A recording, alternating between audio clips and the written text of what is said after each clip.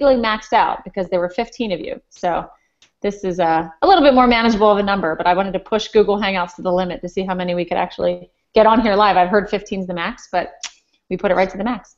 So let's start here. Alonso, just say hello and tell us where you're from to remind everybody.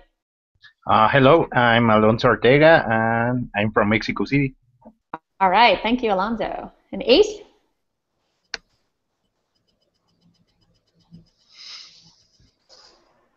I also realized on the last call this is a good sound check. Somebody said, I like how you do that sound check beforehand. I thought I never called it a sound check, but that works too. Hi, I'm Ace Caradine. I live in Boston, Massachusetts. All right, thanks. Chad? I'm Chad. I live in Estes Park, Colorado. All right. And Danny? I'm Danny, and I'm in Minnesota. Cool. And Lindsay? I'm Lindsay, and I'm in Massachusetts. All right. Owen? Over there, please. Owen West from Greenwich, Connecticut. Thanks, Owen. Rachel? Rachel Seaman from Huntington Beach, California. All right. Ruben? Ruben Nieves, Clovis, California. All right. And Kelly Kratz from hot and steamy Philadelphia, Pennsylvania. High of 98 degrees today. So, all right. Before I get started, does anyone have any questions? We're kind of over the hump. We're into week 4, and now we get to the point where you guys know the routine. And this is actually a shorter hangout. We finished the one on Thursday in about 40 minutes. So it really gave you guys a chance to share some of your ideas and how you would consider presenting this principle and what are some of your ways that you would get the audience engaged.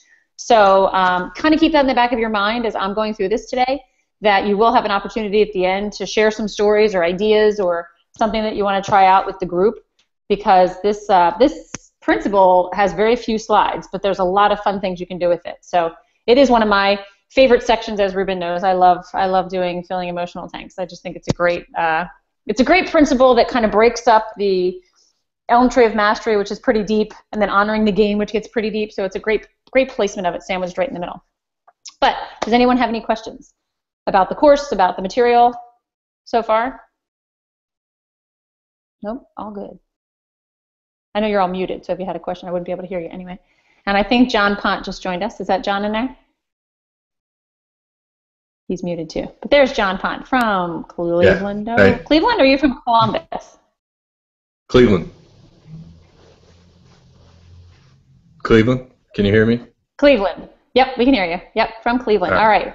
Thanks for joining us. Looks like there's something in front of your camera, but looks like a finger or something. But we can see it at the top of your head. Okay, no worries.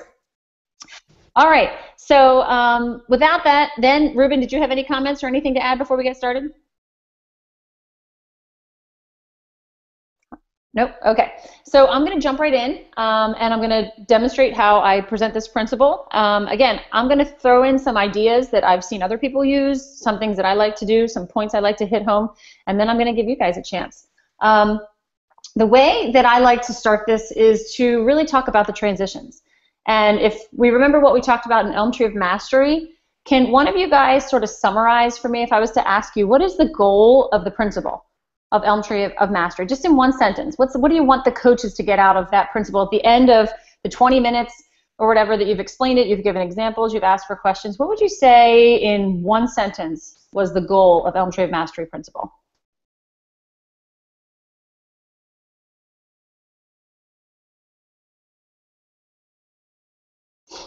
Anybody? Ace, go ahead. I would say that you should coach to teach your players to master the game as opposed to coaching for the scoreboard. Okay, and why would you say?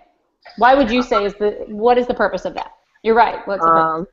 I just feel like they'll become better players and better people overall if you teach them to master their game and do the best that they can, as opposed to winning is the ultimate goal. Exactly. So what you just said there, I would say, is the goal. The goal is performance. You want them to play better, bottom line. I always say, like, keep things simple for coaches, because this is a lot of information that they're getting, and they're trying to like work through it in Elm Tree and Mastery and Scoreboard. These are words that become second nature to you as a trainer. But even saying Elm Tree or even saying PCA, sometimes I realize, like, I'm using these acronyms and these words and these people. You really have to break it down and keep it simple. So I think exactly what you said. The goal of Elm Tree of Mastery is performance. We want to drive performance to improve. In a mastery climate, it will do that. Research has proven that it will improve. If you're not focusing on only the scoreboard, but you're focusing on their effort, their learning, and resetting after a mistake, they're going to perform better. So when we finished up that principle, we were talking about this scenario of Jesse hanging his head every time he misses a shot, and as a result, he doesn't get back on defense. So if you remember, I had the coaches broken up into groups according to either the age level they coach or the sport they coach. And as they discuss in their groups, I usually ask for one spokesperson as I go around to share what their group has come up with. Now, many, many times, even this always cracks me up too. This used to be used to introduce the principle. So you would ask the coaches to think about this and what they would do, and they would give you all their answers, and then we would go back and teach them about the Elm Tree of Mastery at the end. Well, what we've decided to do over the years is flip it, so that now we've taught them about the Elm Tree of Mastery, we've taught them about the tools. So now when they get the scenario at the end, one would think that their answers would be very mastery focused. And it really surprises me sometimes when I ask, well, what would you say to a kid like Jesse? You get a lot of fantastic answers. You know, I would tell Jesse that he did a fantastic job getting open or stroke, you know, really hustled to the ball or whatever he did. You know, it was a great hard shot, great follow through, just not the right angle. You know, a lot of coaches will give you those answers and you're sitting there going, great, they understood the concept. On the other hand, you will get some that say, I would tell Jesse, you did a good job, Jesse. You just have to try harder and you'll get another chance. And I always call those like the wishy-washy answers, because that's what most of us do as coaches. You would see a kid who kind of messed up and you would say, good job, Jesse, that's great. So I use those examples as a really good transition, because what I do is I talk about, okay, after we've finished with the Elm Tree and we talked about the mistake ritual, which is a really important tool of flushing the mistake or saying next play. It's a physical sign. It's a mental reset to get ready for the next play. And I might bring up, because somebody obviously always says, oh, I tell Jesse he did a good job. And I think I talked about that last week. That's kind of a good job is sort of one of those phrases that just really doesn't have a lot of value. So I will bring that up and I'll say, okay, if I was a coach and I said to Jesse, you know, Jesse, you did a really good job, buddy. Good job. You'll get him again next time. And Jesse walked off and sat on the bench. What valuable information have you given Jesse that's going to help him be a better player? Have you given him anything? And the coaches go, yeah, not really. You've told him he did a good job. Does Jesse think he did a good job? No, he just missed a shot. Jesse doesn't think he did a good job. So we want Jesse to be able to listen to what we say as coaches and to go out and play harder the next time and learn from a mistake that he made and change his behavior, change the skill in order to improve. But this is what Jesse's thinking. Right now, Jesse's missed a shot, and we call this his emotional tank, and we use the analogy of a gas tank of a car. So if you were going to be driving a car, obviously you'd rather be driving the car with a full gas tank. And we use this in our athlete workshops too. And the one time I asked a room full of high school athletes, I said, which car would you rather be driving? And of course they all said the full tank of gas. And I said, now why is that? Thinking I'm going to get some profound answer.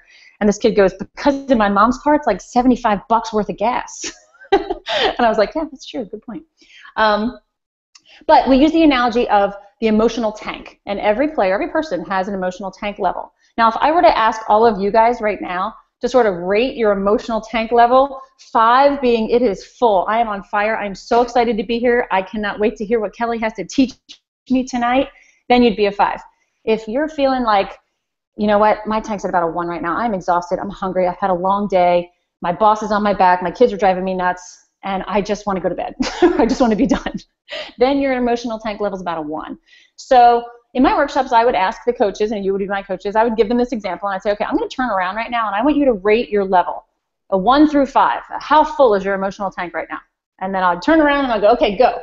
And everybody puts their hand up. And you guys can do it too. Put your hand up to rate your emotional tank. All right, and then I turn around. Now, I turned around just so my emotional tank wouldn't be drained here. But as a coach, knowing the emotional tank level of your players can be really beneficial. So let's say as a coach you put together a practice plan, genius practice plan, because we've all done it. We've had our plans that we've kind of thrown together real quick, and we've had the time and the energy to put into a fantastic practice plan, and we are ready to go. Like, this is good. This is gold. This is going to be awesome. And a player comes to you with a very empty emotional tank. Okay, what's their behavior going to look like? How are you going to be able to pick out that that kid has an emotional tank as soon as they walk onto that practice field or gym or pool? Tell me. Somebody explain to me what that kid's going to look like. or the behavior? Their heads down, they're slow, lethargic, just, I mean, you can just see it. You feel it even when they walk into the gym. Exactly. So, Danny, thank you for sharing that. When you have this awesome plan and you get them started up, Danny, I'm going to pick on you again for warm-up, and you say, okay, I want everybody to line up. You guys, I want you guys to get on the end line over here, and you guys to get over here. What's that player going to do? How's he going to respond? They're probably going to groan or make some kind of excuse and then walk to wherever they should go, or they won't listen. Right. So let's say that player was the captain on your team. Does that trickle down to other players, would you say? Is that attitude contagious? Absolutely. Now, did you have any control over the way that player's emotional tank was before they came to you? No. Let's see if we can name 5 things that might have happened to that player to drain that kid's tank before he even entered your practice space. Let's see if we can call them out. 5 things. Bad grade on the test. Yeah, bad grade academically. Got yelled at by his parents. Sure, parents on his back. That's usually the first one, by the way, I get at the athlete workshop. Just funny. What else? Got into trouble at school. Yeah, bad time at school. Coaching girls, sometimes it's breakups. Yeah, no kidding. Boy-girl issues all the time. That's why I said I was cursed by coaching a spring sport that was right over prom season. Ugh, like the worst 2 weeks of your life trying to coach a sport during prom season with a bunch of high school girls. One more. What else could have happened? He or she might not want to be there. Yeah, maybe they just don't want to be there. Maybe they're just tired. They just don't feel like it. A lot of times high school kids say hunger, too. They're just hungry.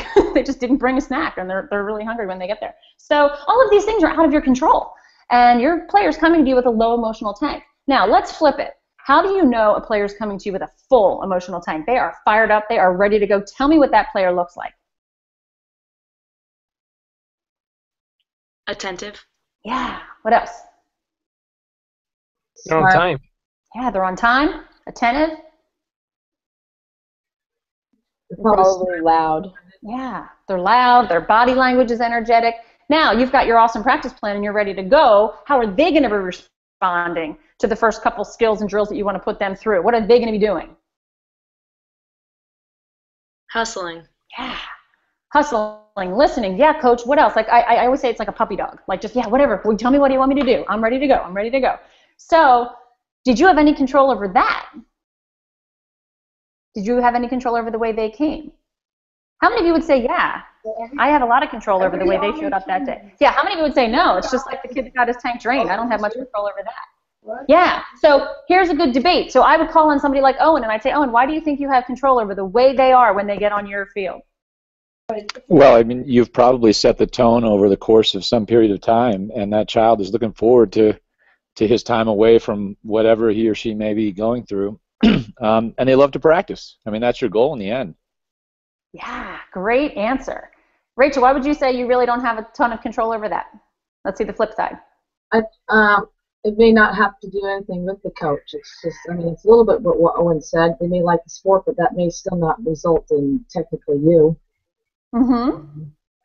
Okay, good point as well. I'm actually going to talk to you a little bit about how much control we do have as coaches, because when we're talking about the tank of a kid, it's just like the tank of a car. If the kid's got a low emotional tank, they're not going to go very far. If they have a full tank, they're going to go a really long way. So we talk about how them perfectly. The kids that are pessimistic, they're not coachable, they're giving up easily, versus the kids that are optimistic and full tank, they can deal with adversity. They are very, very coachable. And coaches, what I'm going to explain to you right now is similar to what Owen said. You actually have more control over the emotional tank level of your players than you realize. Because no matter what the players went through before they got to you, the culture that you have established on your team is something that can change. We call it the portable home team advantage in many ways. It's of the players the second they walk onto your field or your court. And all of us, I'm sure, as coaches have seen it happen where we've had a practice or we've had a game and this kid has played his butt off. He has just had a great game. And then after the game, the parents would say, wow, you know what, my son had such a horrible morning. I can't believe he played so great. And some of us have probably had games like that where we've had a really crappy day and we go out and we blow it up on the field or on the court. So the tone that you set, the culture that you set on your team, how fired up are these kids for practice? What have you set in place has a lot to do with how their tank level is going to be. And coaches, the filling and draining of emotional tanks, will that affect the athlete's performance? Absolutely. So we want these kids to be coachable. We want to be able to give them some constructive criticism and have them not fall apart. We want them to be optimistic and be able to deal with a little bit of adversity and learn from mistakes, not beat themselves up over it. So let's talk about what drains the tank and what fills the tank. So here's what I'm going to do right now. I'm going to ask someone in the room, does any of you, which one of you has the closest birthday to today? Anybody have a birthday in July? No. June? You're not going to admit it to me, even if you do. Like, that's exactly how the coaches are. But for some reason, they do admit it to me. So anybody May birthday? August. Thank you, August. Okay, who was that? Raul. Sorry, my video is... Oh, right, Raul. No, okay. Raul has an August birthday. We can't see Raul, so this might kind of miss the point a little bit because I can't see your... Can you put it on so we can actually see you? Or are you just doing your profile picture? For some reason, Hangouts doesn't get the camera on my... So let's pretend Ruben has my birthday. Okay. So Ruben's going to be one of my volunteers. Thank you, Raul, for volunteering Ruben. Okay, Ruben, I'd like you to pick another volunteer to help you out, be your partner in crime here. Let's have Chad help me out. Okay. Chad, would you mind helping out Ruben? All right. So Chad and Ruben are going to be my two volunteers. They come up to the front of the room. Now, Ruben, I would like to ask, would you like to be the basket or would you like to be the shooter? I'm the basket. Okay. So Ruben's going to stand up and he's going to be my basket. Now, I have done this scenario also in soccer or another sport. If I'm using a soccer example, I'll have Ruben pick another friend to help him be the goal post and they'll stand there against the wall like a goal. Now, every workshop that I do, I bring a beach ball because it's flat, it fits in my backpack, and I can just blow it up really quick before the workshop. So, but if you don't, you can use an imaginary ball. That's fine too. So Ruben, you're going to be my basket. Chad, you're going to be my shooter.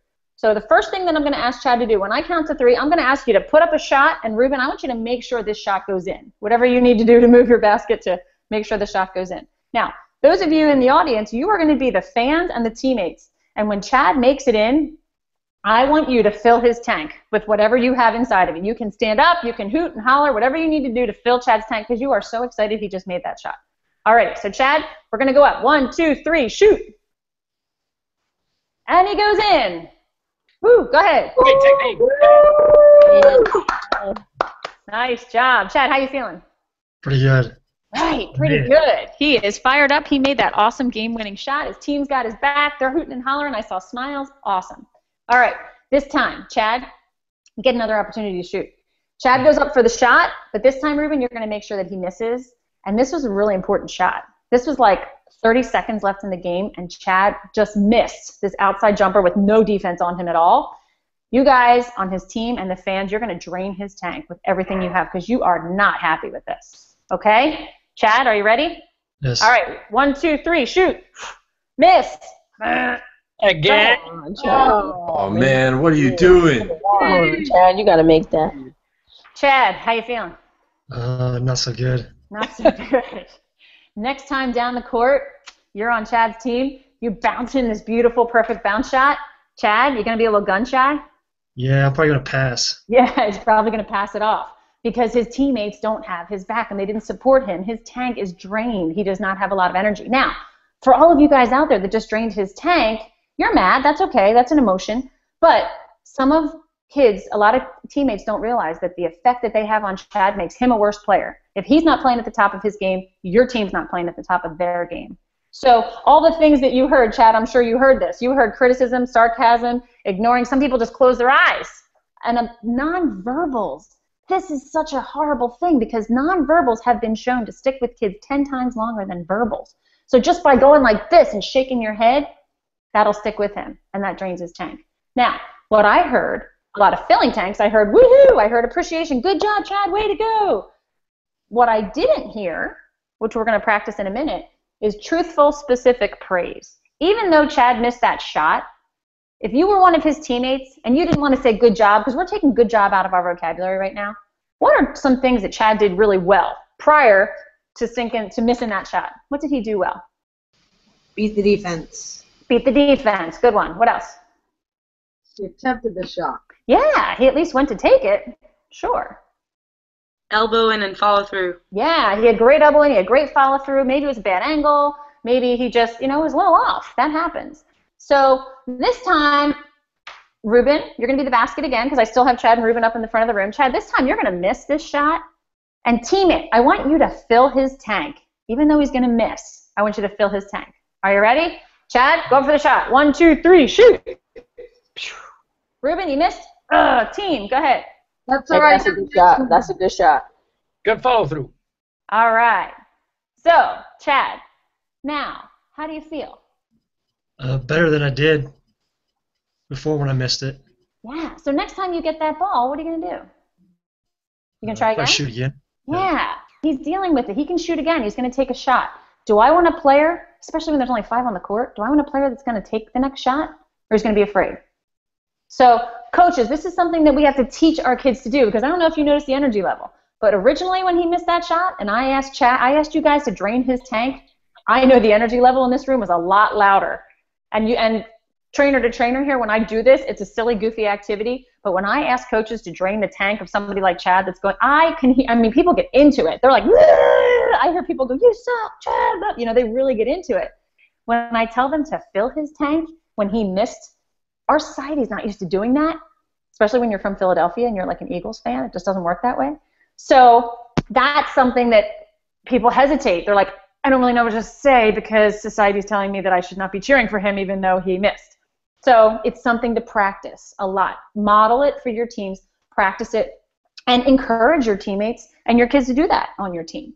So this is really cool. On page 32 in the book, and I'm going to ask you to open up to it. Actually, I'm going to ask you not to open up to it yet, but there's something called a magic ratio. And again, a lot of our principles are based on research. This magic ratio is really interesting because it was a ratio of positives to criticisms that has been found to have magical things happen in a relationship. So this is actually a study that's been done over the course of 20 years, and it's been studied in marriages and in students and also in athletes. And what they have found in the research was it was the same number of positives to criticism ratio that as soon as they strive to get to that number and they get closer to that number, they see an amazing difference in performance or in the relationship or in the marriage or in the academic performance of the students. So I'm going to have you take a guess.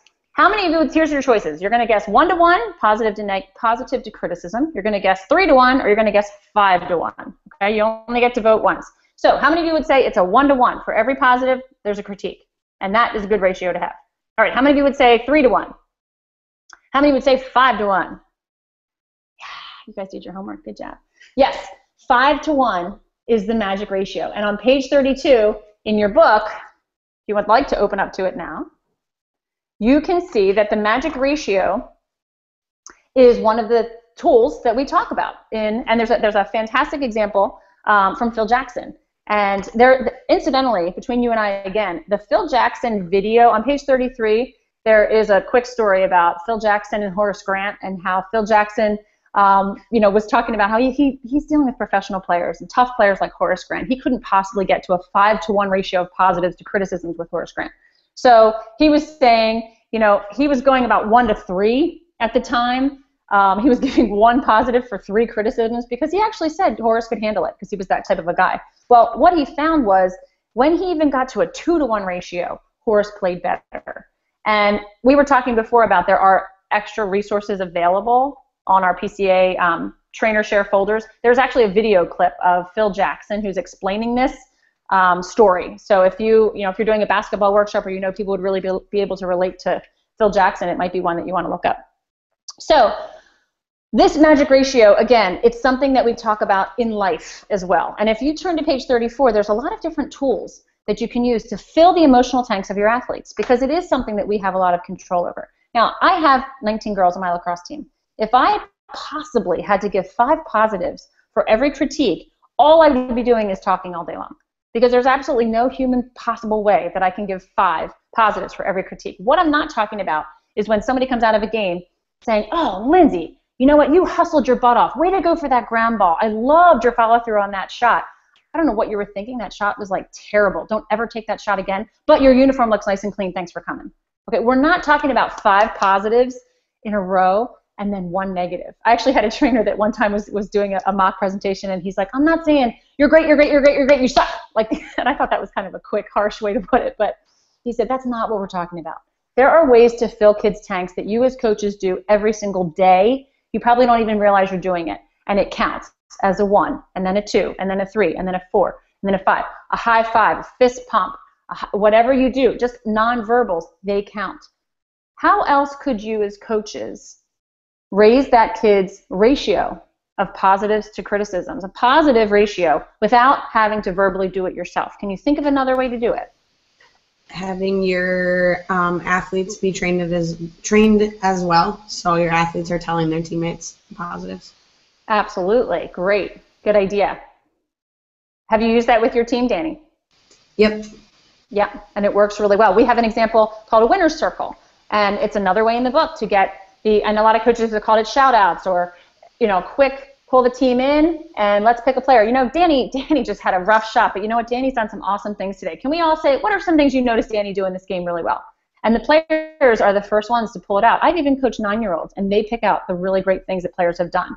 Great way to fill a person's tank. Who else can you use besides just the other players? Parents, assistant coaches, parents. Yeah. Parents is a fantastic way to do it. And I know I brought this up in one of the Hangouts before, but something that changed my season, I use parents to do what we call positive charting, but it's also a way to fill tanks. I gave every parent, every kid on my team an index card. These were 12-year-old lacrosse players this year. And we wrote an effort goal at the top of it. And the effort goal was they had to sprint to every ground ball. And they put their name, and sprint to every ground ball was the goal of the day. And then they ran out and gave these cards to their parents. And the parents kept track of how many times their kids sprinted to the ground ball. So I didn't even have to do any work. The parents were focused on effort instead of the outcome. They weren't screaming when their kids dropped the ball. They were proud of their kids because they knew that's what they were looking for. And then at halftime, before the girls came over to me, I had them go pick up their cards from their parents and run them back in, and they sprinted in. And they were so excited to see how many times oh my gosh, my parents saw me sprinting. Like my mom wrote me, I had 8 tally marks on this paper. And they were it was like double duty filling tanks because their parents were noticing. They had a list of how many they did, and then they ran back out again. And for the second half, their parent did it again. Sometimes I did the same goal, sometimes I did a different one. But at the end of the game, they could actually see improvement. Did you improve in that area? And their parents wrote little comments like, great shot, nice hustle, and they wrote them on the back of the card. And I taught the parents at our parent meeting how to do this. But I think in terms of filling emotional tanks, that was a great way to get the parents involved and the kids involved, and I didn't have to do any extra work. So another quick tool. Okay, this is it. This is it for filling the emotional tanks. So as you can see, I just did that stopping kind of along the way. I have a couple stories that I'll add in as well, but I know a lot of these calls we haven't had a chance until the very end to share some of your stories. So I do have a story that I always share at my workshops that I'll share with you guys, but then I want to give you a chance to tell your story as well. Or give me an example or a way, what would you think, did you like the idea of pulling somebody up to fake a basket, or do you have any better ideas? So one of the stories that I always bring up is a story, we actually started in PCA about, a few years ago. We do what's called coach consultations, where one of the trainers is brought in to observe a coach. And I was asked to go down to Warrenton, Virginia, and observe 2 coaches who were they're most well-respected coaches that this private school in Virginia had. And I was asked to go in and observe this coach, Gary Hicklin, who was a volleyball coach. And I had never played volleyball in high school. And I went into this gym, and the music was so loud I could barely hear myself. The whole energy and vibe in the gym was fantastic. I could see the timer up on the wall. The girls were all engaged. It was high school volleyball. And I know they had also been very successful. They had won the league title like the last 4 or 5 years in a row. Well, I saw these girls through the entire 2-hour practice. Not one girl was off task. They were high-fiving. They were jumping around. The seniors, the captains, they were all leading drills. The coach's job was to go around, tweak a couple things, show a couple skills, some hand motions, and then he'd bring them in when the timer went off. The song would change. He'd give them another drill. They'd run out again. It was like the most efficient practice I ever saw. And I'm sitting there writing down critique of his practice, but more I was writing down like, this is how an awesome practice should be. This is great. I loved it. I was getting all these ideas. I just wanted to play for him. So afterwards, when I did a follow-up, I said, I just absolutely loved everything about your practice. It was so much fun. How many years did you say you've been coaching? And he said, I've been coaching for 15 years, but I didn't learn how to coach till the last 4. And I said, what do you mean? And he said, when I started coaching, I thought in order to win and be tough, I had to be the tough, screaming, yelling coach. And he said, and that's basically how I coached for about 11 years. And we had 1 year where we won the league championship, 1 year where I had 4 seniors on the team that actually were even asked by colleges. They were recruited by colleges. And I had 2 girls that had gotten a D1 scholarship for volleyball. And I was so proud because we had done the most successful year we'd ever had. And he didn't realize until the following fall when it was homecoming. And these girls came back for homecoming football game, and he said to them, "Hey, girls, it's so good to see you." And he thought these girls are going to come over and they're going to hug him and they're going to love him. They're going to be so excited. And they said, "Hey, coach," and walked by. And he said, "Well, what's going on?" Like, he said to one of the other players, "Are they okay? Like, I thought they'd be so glad to see me. They got scholarships to college and volleyball. I was their best coach." And the one girl said, "Well, coach, volleyball was kind of tough. Like, I think by the time they graduated, they were kind of done with volleyball." He said, "Why?" And this girl said to him, "You weren't exactly easy on us. We didn't really enjoy it. We didn't have fun." And he said at that moment, when he thought that the most successful team he had ever coached did not want to be coached by him and didn't enjoy the experience they have, he said it hit him like a ton of bricks. And he considered resigning. He considered leaving coaching. But instead, he decided to start researching. And that's where he stumbled across Positive Coaching Alliance and a couple other ideas, the other coaches he spoke to, very successful programs to find out what they were doing. And he completely changed the way he coached. And it really centered around the emotional tanks of the players. He didn't think there was any value in that.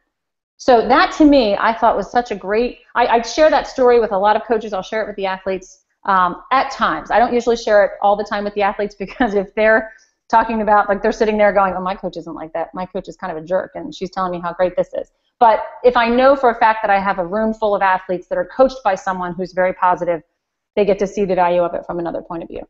So again, that's a story. I love the quote also, "Would you love to be coached by you?" It's a good thing to say to coaches because a lot of us coach the way we were coached. And it's not always a great experience. It's the culture that you create on your field or your team or your practice that will make the players want to come to you and have an emotional tank the minute they step on your field, no matter what crap they went through earlier in the day. So what I'd like to do now, guys, is leave it open for open forum. We have plenty of time. Let me hear first of all, your feedback on what I did. What did you like? What seemed confusing? What seemed a little too talkative? Again, this is a section where I do a lot of like shout outs. I don't have them turn to a partner and talk. I just say, call it out. Give me some ideas, because by this point the crowd is sort of comfortable. It's hard to do on a video hangout because you guys are all muted, but it's much more of a conversational principle. So I can go right down the line, or I can just wait and see if anybody has any comments just about what I did first, or how you would do it differently. Well, I liked the fact that you brought in some examples of how to fill the emotional tank, because I tell you, I tried the 5-to-1 ratio this weekend, and I know it says in the slideshow it's tough. It is really tough. It is really tough if you want to give specific praise and targeted praise to get even to 2-to-1. Mm-hmm. So I mean, I found that to be helpful right there. Just the fact that you can have, boys, quiet down, please. That you can have other athletes, parents, essentially assistants get to that ratio, because, I mean, it's difficult. It is. It's very difficult to do. And when you brought up 2-to-1, one of the things that we always say, and it's a tool. I'll have them turn to it. Of course, I will not sure what page, but the criticism sandwich. You guys have talked. Oh, page 41. I'll talk to them about that, and I'll say, okay, we're striving to reach 5-to-1. I'm not saying that you all are failures as coaches if you only get to a 2-to-1, but a great quick tool is the criticism sandwich. And one of the things that we did in workshops for years, an activity, was to have the coaches get with a partner, and I want you to draw a picture of a rabbit, just a bunny rabbit. And they would just jot down, you have 30 seconds to draw a bunny rabbit. And then turn to a partner next to you and give them a criticism sandwich about that bunny rabbit. And it's a silly little activity, but they would say, oh, the ears are beautiful. The tail's not quite as fluffy as it should be, but I love the whiskers. And they all laugh and they joke, but they get in the habit of doing a positive, a critique, and then ending with a positive. So a lot of the tools in here too. Another thing that I've done, Owen, which is helpful, is on page 31. And I've actually had, in different situations, I've tried where I've had the coaches read the quotes to each other. Turn to a partner. Look at page 31, and I want you to just practice. Practice the words that come out of your mouth, because as you said, it is hard. But if you practice, and they would read, back and forth to each other, nice effort, you hustled and fought for all 4 corners, and then the other partner would say, I love the way you kept your eye on the ball and followed through, and then the other partner would say, it was great the way you pumped up your teammates.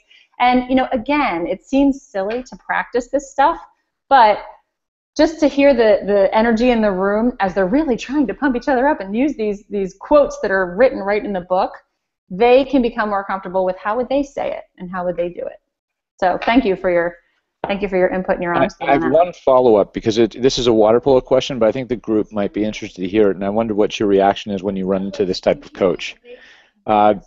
USA Water Polo has an alliance with PCA, but the sport is dominated by Eastern Europeans and club teams, most of whom believe there should be a reverse 5-to-1 ratio. Mm-hmm. I know because I've asked 2 national-level coaches over the last 2 days what they think about this. And I'm sure others in the group must meet similar resistance in that you're right.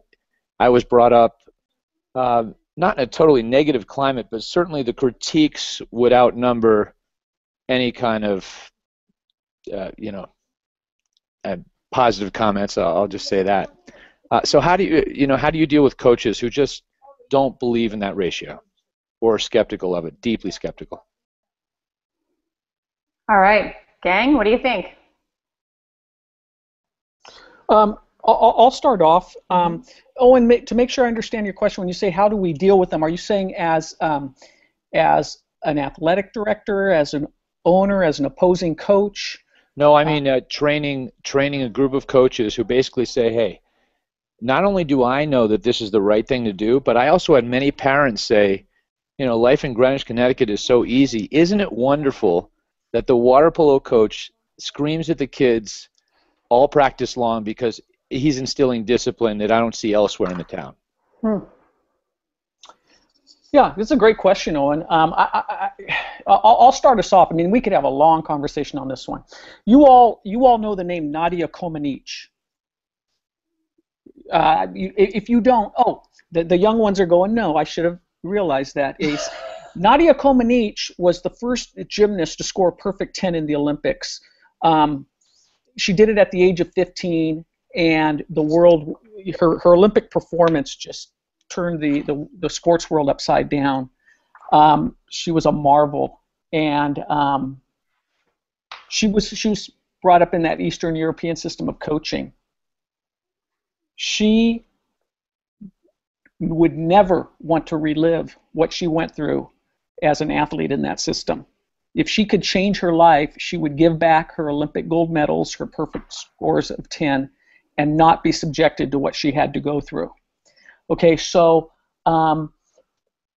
there's different coaching styles that can indeed produce results, certain results. I mean, gosh, the Eastern Europeans, their sports performance, it was remarkable.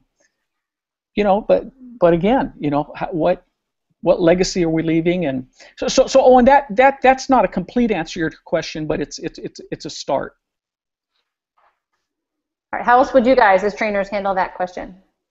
I'll go ahead. I had an interesting weekend. I had the opportunity to hang out with a couple of my teammates from college, and so as far as Loyola Marymount, I'm part of the team that's still the one and the only team that's won a conference championship and a tournament and NCAA berth. And it was just really sad to sit down, because it's almost like every time we as athletes speak together, we are putting down our coach because of the level of hurt she caused all of us. And she ended up getting fired as a result of her coaching style, which is yelling, demeaning behavior. And so I guess I would use some examples like, what if you continue to do these behaviors over time, and your athletes, not just in college but years after that, are sitting down at dinner older and talking poorly about you? I would never want my character to be spoken about on the levels that we were speaking, because we don't care for her. And so I just give an example, my own personal example in that case, and what could happen after the fact for years to come. I mean, we've had plenty of athletes that's gone to counseling and still do because of the way she treated her athletes. Mm-hmm. I think I think that in dealing with people like this, you have to get to you have to go back to the mastery principle, and basically, what they care about is winning. They don't really care if they're popular. Maybe at some deep level, they feel that it's a sacrifice they have to make to be successful as coaches. So I think you really have to get to the fact that if you take away the anxiety, and that is, it's a mastery principle, but still, a lot of the way you do that is by filling the E-tank. If you take away the anxiety, you're going to win more. And now, getting back to the question of parents, and I've seen this. Parents want you to be a hard ass on their kids. I think, it's a thing about adversity, and adversity, generating adversity doesn't have to be by being mean to them, or by yelling, or by being this iron coach. You can generate adversity by playing over your level, by asking them to meet to meet increasingly difficult more difficult standards, and that sort of thing.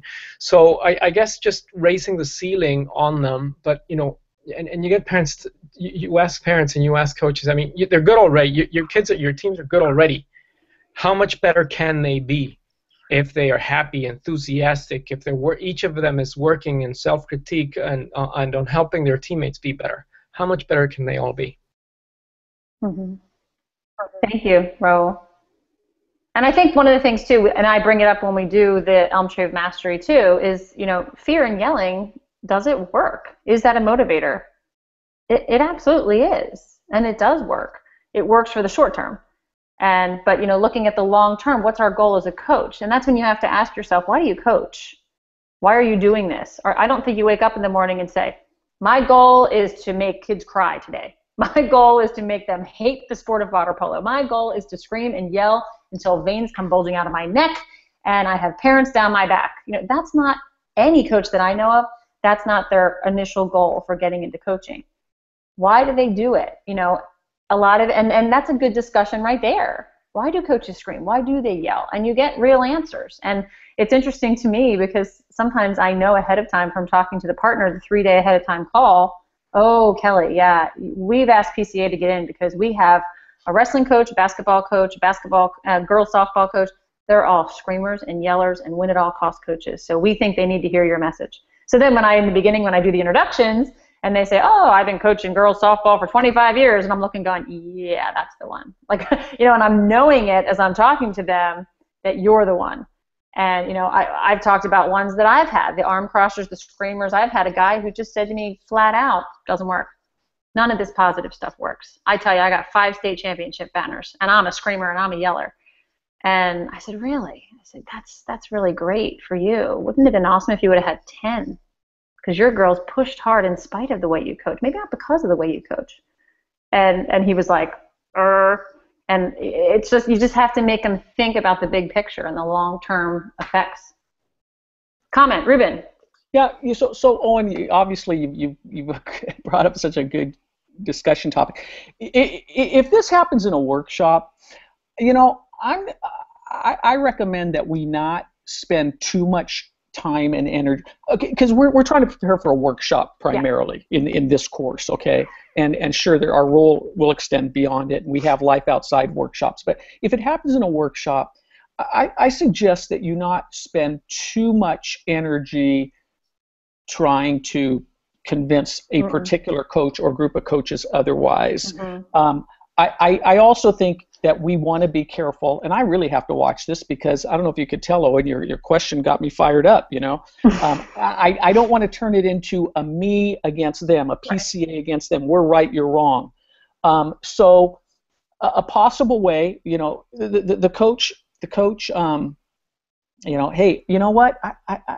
I try to be positive with the kids, but they don't respond. But when I'm tough with them, that's when I get results. So one tool we have always as a trainer is how's that been for the rest of you? What's their experience been for the rest of you? And you'll almost certainly get a different perspective brought up. Not necessarily convince anybody, but people will at least see that there is another perspective. Oh well, I know the coach across town, and they dominate the women's swimming in the region, and that coach is known for being super positive. Usually another perspective gets brought up. So that's the other thing I wanted to add about that, because it can be a distraction, right? It can throw you off as a trainer. And That's Ruben, all I have a quick question, because the other time that this has come up for me specifically, where it's like not caught me off guard, but made me really feel like I had to address this, is in the parent workshop. When I've had a parent say, my son or daughter's coach is a win-at-all-cost coach. He thinks this is the way to win championships. How do I, as a parent, handle it? So I'm just bringing that up. I know we're doing the coaches workshop, but I've had that question come up to me at parent workshops. And then you don't want to badmouth the coach. It's a fine line, because you don't want to say, well, you know. Okay, so Kelly, I think there's a couple things here. If we're talking about abusive behavior, right, physically, sexually, emotionally, I would, as a parent, I think you address it. You go to the coach. You go to the superior. You get involved. Okay. If it's a coach that doesn't get to 5-1, if it's a coach that emphasizes winning over mastery, then as a parent, you got to think, okay, is there value in this experience, and how can I see my child draw the value out? It is possible that this child, the first time they're hired, is going to have a boss that is win at all cost, and that is results over mastery, and that does not fill your emotional tank. It's not bad to have experience like that, as long as it doesn't break your spirit, as long as it doesn't make you decide, gosh, I never want to play soccer again. And that's where, as a parent, you use your judgment. There are most communities have lots of sports options for kids. And many, not all, but many have many sports options, multiple sports options for the same sport. So that if Clovis Little League has a win-at-all-cost culture, I have the opportunity to take a look at Clovis Cal Ripken, so ultimately I can steer my kid towards what I consider to be the healthiest, most productive sports program. Mm-hmm. So those are some thoughts I have, Kelly. Mm-hmm. Thanks. All right, what I'd like to do for the second half is just hear some of your ideas. If you guys have given thought to how you would illustrate this point, if you've maybe had a story that you'd like to share, or an activity that you think would be really effective here that you'd like to share with the group, now's your chance. Feel free, jump in. Let's make this a little interactive here. Put you guys to work. I had a quick question. Mm-hmm. Like at the youth sports and like middle school level, the Elm Tree seems, I've had success with it. And this is kind of more asking you guys for advice. At the college level and then the varsity, I coach varsity boys basketball, where it's kind of a business. It's about winning and want to compete. How do you fill the emotional tank of those kind of role players that their skills just not there? They'll kind of come to practice. They won't really work as hard as some of the others. So I try to balance rewarding those that have the skill and they put in the time and the effort because they want to compete. But I struggle trying to fill the emotional tank of those role players that tend to sit on the bench more than they get to play. So that's just kind of like maybe just an advice question. Yeah, that's a great question. Coaches, what advice would you give to Chad that has worked? Lindsay, did you have your hand up? Yes, I did. We did a program with our college team. I coach at Harvard, and we called it the Excellence Program, and they start every practice with 10 sprints at the end of the workout, but they can work off sprints by effort and intangible goals that we've set for them. So we found that was a really good way to pump up some of the kids that maybe weren't like our stars or getting as much playing time, but we would have them, we would have a chance to recognize them for taking a charge or for, bringing a lot of energy to a certain drill. And then we actually physically had a board that we would stick the letters on, and our head coach would stop the practice and say like, hey, way to take that charge or make that extra pass or whatever it is that you want to reward, and it would pump them up for sure, and the whole team would be psyched because it would be one less sprint that they had to run. So the whole team was rewarded. It wasn't just that person that didn't have to do the sprint. It was the whole team. So. Okay, that's good. I like that. I like that one person actions would affect the whole team reward. I think that's really cool. Positive peer pressure. I love it. Anybody else have advice? Yeah. So in soccer, when we played co-ed, and sometimes we'd have girls join, at 12 years old who would, 10 years old who would probably be doing the first time they do serious soccer ever. In Mexico, it isn't common so for girls. So what we try to do is that we try to get them appreciation from the rest of the group by giving them a role that doesn't depend on mastering a specific skill. So, for example, one-on-one coverage. We'd have a girl do one-on-one coverage against the most dangerous player on the other team, and prevent that player from getting many balls. And then we try to call that out in sort of like a winner's circle, and get other players to see the value to the team that that person's effort gave.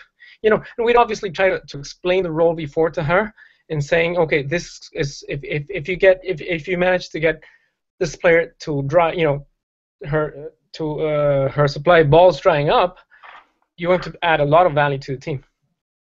Mm-hmm. That is true. That would be a good way to do it. And similar to what you were saying too, it was just reminding me, one of the things that I think works really well that I've offered as advice to coaches too is coach the bench. Coach the bench up and down, and especially in a sport like basketball where the bench is sitting right behind you. And I had a player one time when I was coaching basketball that she just wasn't very good and didn't get a lot of playing time, but she would point things out to me that I missed. And she would say, "Oh my gosh, did you see that screen? Did you see that full court press? Did you," like, whatever it was. And I was like, "Wow, this is awesome." So then, at the huddle, at the timeout, I would have her share what she was seeing. And that was a great tank filler. And she was like, felt really cool. It was, we call it developing player coaches. At the time, I just thought she's like my ears and eyes because I'm too worried about everything else in the game. So having the players on the bench feel appreciated was a great way to get her involved, knowing that her skills weren't good, but she was really attentive, and she picked up on, oh man, did you see that girl? She can't shoot left. She can barely go to the left. She always goes to the right. And I'm like, this is awesome. She was like my little eyes and ears on the team. So it's a good way to use that role as well. Someone else? Anyone else? I think another way to get everyone involved is one thing we did before our college practices. We would have individual goals that we had, or like the one thing you're working on that day. So our coaching staff knew we were focused in, our teammates knew we were focused in, and then I think in the coaching role, now I know, like, oh, Danny's working on backhands, so I would have that in the back of my head, so now that could be one of the things that I compliment or give that positive feedback on, and it's specific because that's what I know my athlete's actually working on. Mm-hmm. That's very cool. It's a good idea. I had a coach in high school that used to do that. Like the first 10 minutes of practice, she'd say, "What do you want to work on today?" And anybody said shooting, she'd go ahead, you go shoot. Anybody ground balls, you go do ground balls. And I was like, that's kind of a, it was so many years ago, and that's what she did. And you had this group that was all working on the same thing. Okay, ideas, comments.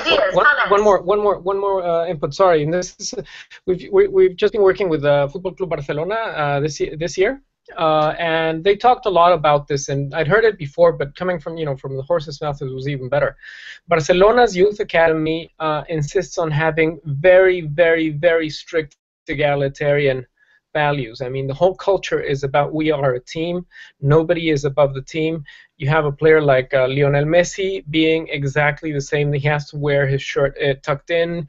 He has to go hydrate with the rest of the players. He gets cut no slack for being who he is. And he just, it adds pride to the team. It's part of the culture that they pride themselves on. Mm-hmm. And obviously this takes a lot of work outside the field. It gets a lot of signals, signs that you have to put up, things like that. And I think that, makes you feel a member of the team and feels that you have to give this, makes you feel that just by giving your effort and your commitment, you're adding value to the rest of the team.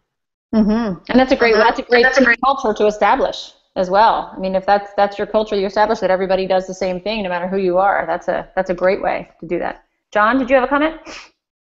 Yeah, touching back on the college, I coached college football the last 8 years, and one thing we do to increase effort is call out practice players of the week, and they get to plug their iPod in for the next week at practice. So when we have music at any point, their music is playing. So it could be anybody on the team, and it gets everybody pumped up and trying hard because everybody loves their own music and wants to play it. That's such a great idea. It's so simple too. I love it. Those ideas are the ones like I just want to throw in my backpack right now. Like that's how hard it's. I love to share the ideas with the coaches that aren't difficult to do. Like that's something any of us could walk out tomorrow and do that. And we don't have to buy anything. We don't have to do anything. It's like the little stupid index cards. I'm like, this changed my season, and I should have done it years ago. It's so easy to do.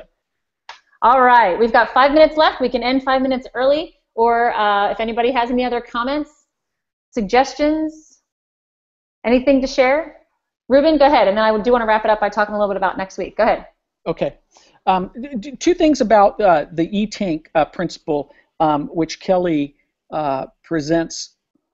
shares with us so well and with so much energy and such great ideas. Tank filled. So how many, by the way, how many tank fillers did Kelly just receive in the last 20 seconds? Somebody, you counted one, Chad? Two?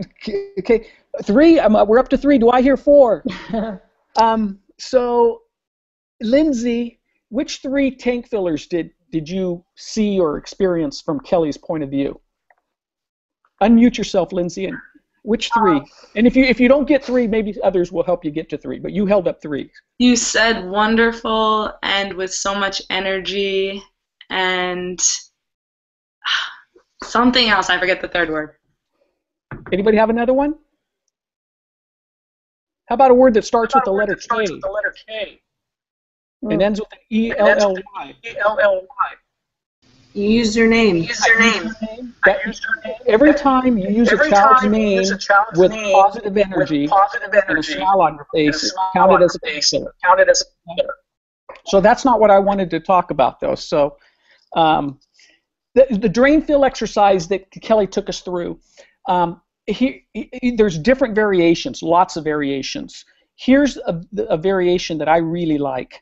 I like to execute the skill 4 times, whether it's you as the trainer missing the goal or whether it's you pulling people out of the crowd like Kelly showed us. I like to do it 4 times, and every time it's a miss, it's a bad play, because I think tank filling is easy when the ball goes in or you hit the home run. And I think the issue is mistakes and screw ups and when we don't play the way we want to. So we miss the shot every time in my workshops. The first one, I want them to verbally drain the player's tank. Comes very easily and naturally to us. The second time, I want them to verbally fill the tank. For most of us, doesn't come as easy as natural. The third time, I want them to non-verbally drain the tank. And then the fourth time, I want them to non-verbally fill the tank. So just as another way to approach that exercise, I'm a big fan of those 4 pieces in that way. And then, Kelly, before I turn it back over to you, magic ratio, 20, 25, 30 years of study, lots of fields. Not every study says 5-to-1. But every study, whether it's sports, business world, relationships, says way more tank filling than tank draining. 5-to-1 is PCA's synthesis of that huge body of research. It's us turning that huge body of research into a tool, a guideline that coaches and parents can use. Okay? The term magic ratio is indeed borrowed from one of those studies. But I wanted to be a little more precise with how we refer to that and that research. Kelly, does that make sense to you, what I just said? It does, absolutely. Yep. And I think, interestingly too, and you guys have read this in the chapter, when the ratio dropped below a 2-to-1, because people think, like, as long as I give 1 positive to 1 negative, the research showed that the kids were actually in despair. So even when you're even with your positives and negatives, not even a 1-to-3 positive to negative, but when you're even, that showed despairing. That showed, and I think it was in here too, or one of the, I like to read these studies, and it talked about how, most divorced couples said their ratio was a 2-to-1. And I just think, wow, that's crazy. 2-to-1 gets you divorced, but 5-to-1, magical things can happen. So just a little interesting thing to add into there. All right, real quick, I know it's 9 o'clock in my world. Next week, we are not going to be doing any assignments or any questions. Trainer Institute is a wonderful opportunity that we give to our most active trainers and anybody else that wants to come. It starts on Thursday and it goes through this entire weekend. We have 48 trainers from all over the country flying out to California, and we do 2.5 to 3 days of modeling workshops and hearing about different ideas and just sharing ideas and having a lot of fun and just getting a bigger picture of why we're here and what we do, and there's great speakers to come in. So this happened biannually, hopefully more often in the future. But I'm flying out on Wednesday out to California. I won't be home till really late Sunday night, so I've decided to give you guys a break off next week and give myself a break because I don't know what the Wi-Fi is going to be like out there. So take this time to catch up, to read other people's answers, to go back and watch Hangouts that you missed. Go on the Development Zone website, as Katie Saylor recommended the last time, and I'll put that on our follow-up when I send the links. Go on the website, look at some of these ideas. Jokingly, when you were talking about the coach, the parent, when we were talking about a parent dealing with a coach, I was interviewed when I was out in California in April, and my little video clip is on the Development Zone website on how I've been handling my daughter's lacrosse coach, who's in the other room. So that's on there too. But just take this time to, breathe, relax, work on your ideas. It's hard in the next 2 weeks. The week after that is week 5, where we do Honoring the Game. And then for 2 weeks after that, it's your chance to show us what you can do. So, take advantage of the time to practice in front of your dog and your mirror and whatever you need to do. Throw out some stories, see how it works for you. And we will be back online. The 28th of July is going to be the beginning of week 5. So the first hangout of that week will be on the 30th of July, will be the Thursday afternoon. And then August 3rd will be the final evening hangout on content. We'll do Honoring the Game. So that's all I have. If anybody has any questions, feel free to stay on. But if not, good night, everybody. I feel like Johnny Carson. Good night. Go Harvard. Yes. Chad, can you? Oh, I lost him. Okay. He's there. Chad's there. Oh, Chad, can you stay on for a minute? I want to answer your question, and anyone who wants to hear it, I'm going to be very brief. And Chad, you and I can talk in more detail. I want to add to your question about motivating the players. I got four parts, Chad. Right. And you jot these down, and then when you're off, if you want to tear it up and throw it away, you can, but jot them down. Okay, number 1, show progress against effort goals. That's number 1 for all players. Show progress against effort goals. I learned this from Kelly. 2, make sure they understand their role and help them embrace their role, a role that helps the team succeed. That's a lot to try to jot down. So mainly it's about embracing a role, understanding and embracing a role, Chad. Okay. Number 3 is general e-tank filling by noticing the good stuff they do, the good contributions. It's more important to notice the good stuff that the subs and bench players do than the stars.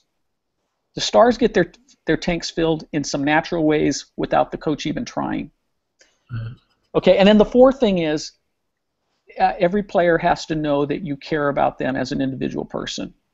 And that's going to be, I'm sure that's a strength of yours, Chad. I know Chad a little bit over the years, gang, and I have a hunch that that's got to be a strength of Chad's. He's so genuine.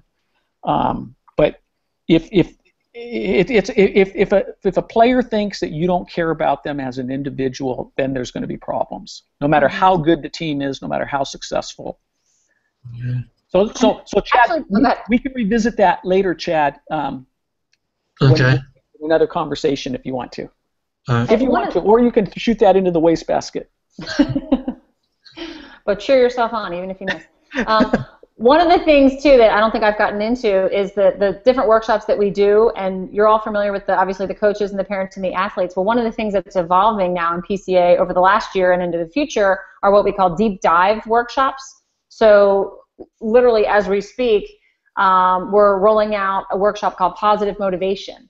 And it's a deeper dive into filling the emotional tanks. So for coaches, coaching staff that has already gone through the Double Goal Coach 1 training, they might request that their next workshop be called Positive Motivation, which is an entire 90-minute workshop based around filling emotional tanks, where we really dig into the tools, and that's where Ruben was talking about the progress principle, effort goals, positive charting, mistake rituals, part of it as well. So it's neat to know that there's a whole workshop now based around this that can give you lots of ideas. coming soon to a workshop near you. Okay, well, thanks everybody. Thank you, Kelly. Kelly, do you want to stay on this line for our call, or should we just talk by phone? That's fine. We can stay on. Okay. I'll stop the broadcast.